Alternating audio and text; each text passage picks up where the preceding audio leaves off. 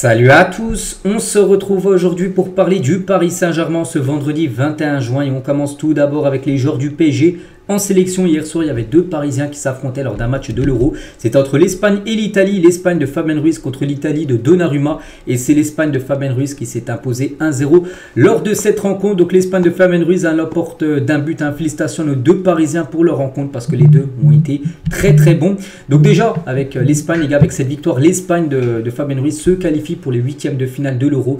Donc on le félicite parce que lui déjà, on va en parler juste après, mais déjà sa sélection qualifiée et surtout sûr de finir à la première position. Donc voilà, félicitations à l'Espagne qui a été impressionnante en ce début d'Euro. Et c'est vrai que Fabien Ruiz, les gars, je vais pas vous mentir, les gars, c'est quoi, enfin, qu'est-ce qu'il est en train de nous sortir? Enfin, vraiment, bon là c'est dans le positif, il nous sort un Euro de fou. Il faisait pas ça au PSG, mais Fabien Ruiz, comment tu as pu nous cacher ça depuis 2 ans? Bon, il a fait quelques bons matchs bien sûr avec le PSG. Mais le niveau là qu'il montre, c'est quand même exceptionnel ce qu'il est en train de montrer. Donc c'est dommage parce qu'on l'a très peu vu comme du côté du PSG. Ça, voilà, cette version-là de Fabien Ruiz. Un joueur, les gars, qui arrive à casser les lignes, il le fait très peu à Paris. Un joueur qui tire beaucoup, il le fait très peu à Paris. Tout ça, il le fait avec l'Espagne, mais il ne le fait pas avec le PSG. Je sais pas, mais voilà, c'est vrai que s'il joue comme ça, les gars, moi je suis totalement d'accord pour qu'il soit dans le 11 de départ la saison prochaine, bien sûr. Donc Fabien Ruiz, les gars, avec 14 ballons récupérés ce soir contre l'Italie, Fabien Ruiz établit le record de cet Euro 2024. En plus, il y a un truc aussi, il récupère beaucoup de ballons avec le PSG. Bon, il en récupère quelques-uns, mais 14, c'est quand même énorme lors d'une rencontre, en plus lors d'un Euro. Donc plus fort encore, 6 d'entre eux l'ont été dans les 30 derniers mètres, c'est-à-dire qu'il a fait un gros pressing, une performance inédite depuis l'édition 2008. C'est vrai que bouche bée par rapport aux performances comme de Fabien Ruiz. Donc voilà, c'est vraiment le moteur, on peut dire. Bon, il y a Rodri qui est à côté de lui, mais lui aussi exceptionnel du côté de sa sélection. Et Donnarumma, tiens, sur Fabien Ruiz, il a dit: je savais déjà que c'était un phénomène, mais il m'a impressionné. Je ne pense pas à moi, je pense à l'équipe ensemble. Nous devons penser à nous battre et viser la victoire contre la Croatie. L'Espagne est certainement l'un des favoris. Donc voilà ce qu'il a pu dire Donnarumma. Mais vraiment, Donnarumma, les gars, il est un peu choqué par rapport au niveau de Fabien Ruiz. Il le connaissait déjà, mais vraiment il l'a impressionné lors de cette rencontre. Et Fabien Ruiz, c'est une petite photo à la fin du match. Bon, c'est pas lui qui a reçu le prix MVP, il avait reçu lors du premier match contre la Croatie, mais c'est son collègue espagnol Nico Williams. Quel footballeur ce joueur. Et tiens, juste une petite info, les gars, c'est Canal Supporter. Ils ont fait un petit montage avec le joueur Nico Williams avec le maillot parisien, ça lui va très bien. Et très gros match de Nico Williams, qui, on le rappelle, possède une clause libératoire de 60 millions d'euros du côté de Bilbao. Donc bien sûr, le PSG a cette somme, 60 millions d'euros. Tu peux te permettre d'offrir. Après, bien sûr, il faut que le joueur donne son oui. Après, voilà, le PSG, pour l'instant, il n'y a aucune rumeur concernant l'arrivée de Nico Williams. Mais voilà, le joueur a quand même une clause libératoire. Donc, si le joueur donnerait son oui au PSG, paye les 60 millions d'euros, il serait un joueur du Paris Saint-Germain. Mais bon, ça s'annonce compliqué parce que le joueur devrait partir du côté du FC Barcelone. Mais quel joueur, c'est vrai que ce serait une recrue parfaite, on peut dire, pour le club parisien. Bref, nous reviennent sur les Parisiens, bien sûr, Fabien Ruiz et Donnarumma. Et allez, aujourd'hui, dans les journaux l'équipe, donc côté espagnol, on peut voir en rouge, Fabien Ruiz, une note de 6. Bon, c'est pas la plus haute note parce que Nico Williams, qui a été impressionnant, on parlait juste avant, une note de 8. Mais voilà, c'est la moyenne, c'est satisfaisant. Et côté italien, tout le monde a eu des notes très compliquées, à part Bastoni qui a eu 6, mais Donnarumma, c'est 8, les gars. Il a la meilleure note avec Nico Williams, alors que Donnarumma, les gars, son équipe n'a pas vu le jour. C'est vrai qu'il y a eu quand même 9 tirs cadrés quand même de l'Espagne. Un but près en plus, c'est un but contre son camp. Il n'y a plus rien, les gars. C'est Califiori qui marque contre son camp. Donc voilà, énorme match de la part de Donnarumma. Lui aussi, il a été très impressionnant lors de cette rencontre. Et regardez en Italie aujourd'hui, c'est simple. Donc en une du journal carrière Dello Sport ce matin, où c'est marqué Donnarumma, le meilleur italien, et de loin, hier, lors de cette rencontre.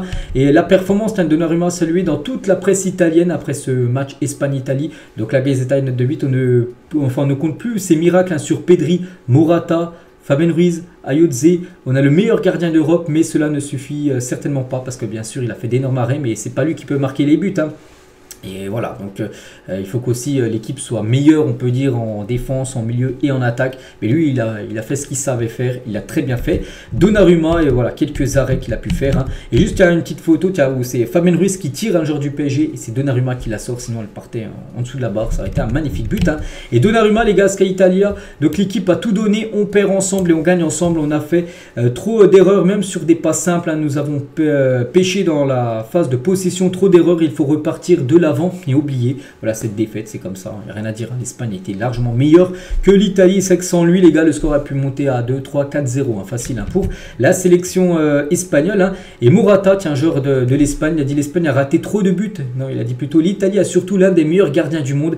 Il a des qualités incroyables. Et dire que certains veulent que séparer au PSG de Donnarumma. Il y a Safonov qui arrive, mais c'est que Safonov, il avertit avec Donnarumma.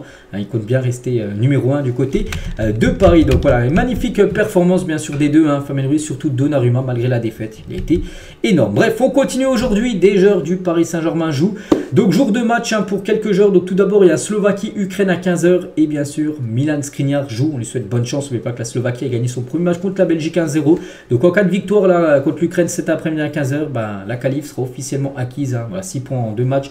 T'es sûr d'être qualifié. On souhaite bonne chance à Milan Skriniar. Et surtout ce soir, il y a ce Pays-Bas-France où il y aura pas mal de Parisiens. Voilà, enfin, peut-être sur la pelouse, tout ça. Donc déjà, côté néerlandais, il y aura Xavi Simons certainement. Il appartient à Paris malgré qu'il est prêté. Et côté équipe de France, il y en a quelques-uns bien sûr. Donc Dembélé, Kolo Muani, Warren Zemri et Bradley Barcola bien sûr face aux Pays-Bas.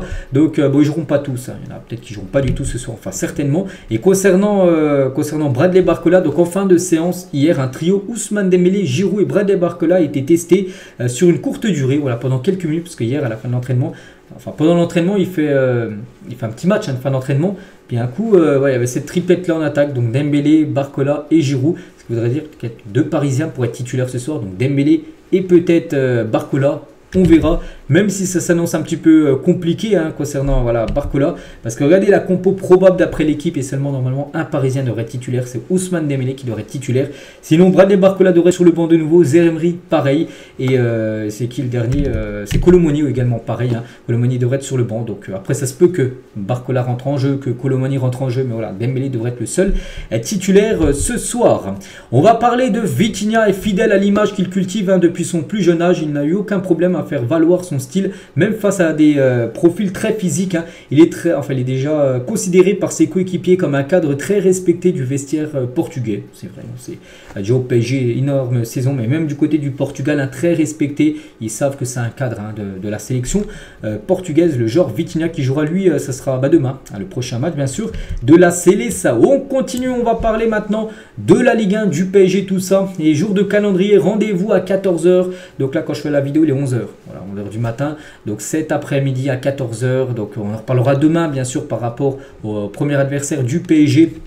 Pour la Ligue 1, mais une chose qu'on sait déjà avant ce calendrier, c'est officiel, il n'y aura aucun match en semaine la saison prochaine, parce que déjà là, cette saison, il y a eu des matchs, par exemple le mardi ou mercredi, en semaine, des matchs de Ligue 1, donc l'année prochaine, la saison prochaine, il n'y aura que des matchs, soit le vendredi soir, le samedi ou le dimanche soir, il n'y aura pas de match mardi, mercredi, comme ça avait été le cas lors de nombreuses années dans le passé. Concernant la pré-saison, ça aussi c'est une info très importante, d'après France Bleu Paris, le Paris Saint-Germain n'ira pas en Chine faire sa tournée asiatique. Le club annule sa tournée d'été en raison d'un calendrier international trop chargé avec l'Euro. Après il y a les Jeux Olympiques, tout ça, même s'il n'y a pas de Parisiens normalement qui vont jouer les JO. Donc en gros, voilà, c'est... C'est trop chargé. En gros, il n'y aura pas de tournée asiatique. Le PSG restera en France faire sa tournée. Mais le PSG partira bien en Chine. Disputer le 8 août prochain le trophée des champions. Voilà, donc ça c'est déjà fixé. Ce match, ça se jouera à Pékin. Donc le PSG sera obligé d'aller là-bas. Mais il n'y aura pas de tournée asiatique. Donc voilà. Concernant le Paris Saint-Germain sur la pré-saison qui devrait commencer aux alentours du 15 juillet pour les joueurs qui sont en vacances. Là, depuis le dernier match. Le dernier match, c'était contre qui? Le dernier match, c'est Metz.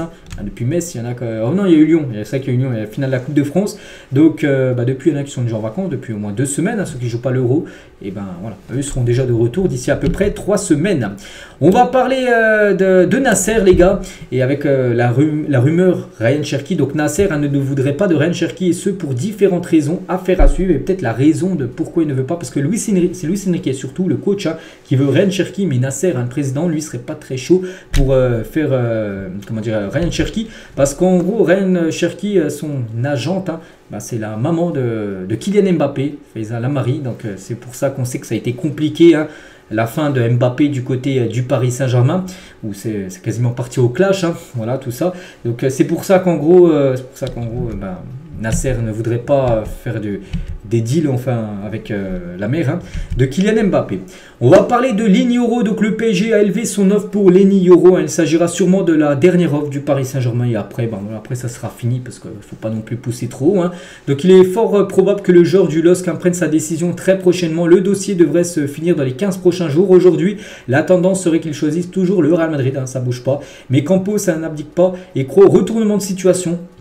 Il y a plein de fois, il y a eu des coups de théâtre, des changements en l'espace d'un jour. Le joueur, en gros, voulait un autre club. Ça se peut, mais pour l'instant, ça ne bouge pas. Là, depuis longtemps, c'est toujours le Real Madrid en tête. Hein. Dans le dossier Leny Yoro, mais le PSG a augmenté son offre hein, pour essayer de faire craquer, on peut dire, le défenseur lillois. Concernant Kvaratskhelia, donc Naples hein, ne fera aucun volte-face concernant Kvaratskhelia. De Laurentiis, le président de Naples hein, ne bouge pas, même face aux 110 millions d'euros proposés par le PSG. Conte, donc l'entraîneur attend qu'une solution soit trouvée pour une prolongation du Géorgien. Voilà, même si lui il a dit il y a quelques jours qu'il est focus sur l'euro, donc Naples ne veut absolument pas le lâcher. Voilà, c'est ce qui va compliquer la tâche, on peut dire, concernant Kvaratskhelia. Et on finit les gars, tiens, dernière photo du jour et dernière info les gars, donc les chapeaux potentiels pour le tirage au sort des qualifications de la CAN 2025 au Maroc ou le Maroc de Achraf Hakimi, bien sûr on parle de ça parce qu'il y a Hakimi, le joueur du PSG qui va y jouer, ce sera le 4 juillet prochain, donc là dans 3 semaines on saura le groupe tout simplement du Maroc de Hakimi pour cette compétition. Donc voilà ce qu'il y avait à dire, j'espère que ça vous a plu, on se retrouve demain samedi pour le prochain numéro, à demain.